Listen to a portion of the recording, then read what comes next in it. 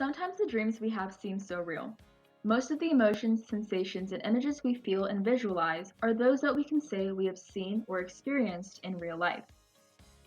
This is because the same parts of the brain that are active when we are awake are also active when we are in certain stages of our sleep.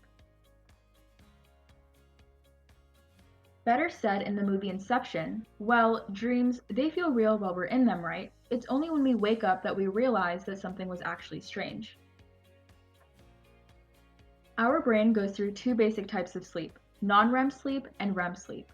Though dreaming can occur during any stage of sleep, it typically happens during the REM stage. Reports have shown that people recall more elaborate and vivid dreams during REM sleep.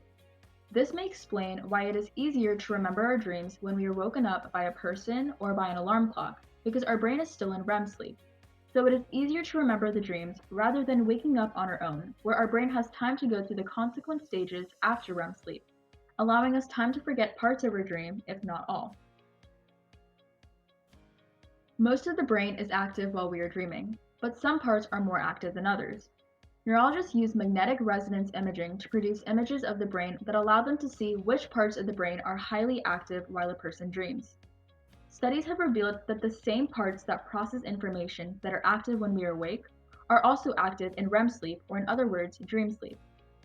The parts of the brain that are highly active while we dream are the visual cortex, amygdala, thalamus, and hippocampus, and explain why we are able to imagine, visualize, and feel the same way while we are awake and as we dream.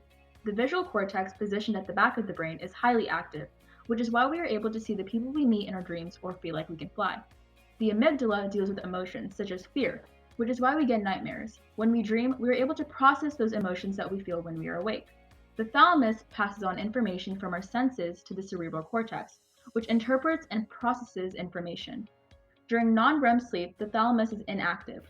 During REM sleep, when we are dreaming, the thalamus is active, sending the cerebral cortex images, sounds, and sensations, which is why we are able to hear, feel, and see in our dreams, similarly to how we do when we are awake. The hippocampus plays a critical role in forming and storing new memories and connecting sensations and emotions to those memories.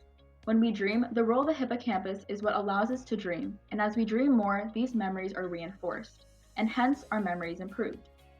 Some of the parts that are least active are the frontal lobes, which allow us to problem solve, help us with judgment, and a myriad of cognitive skills.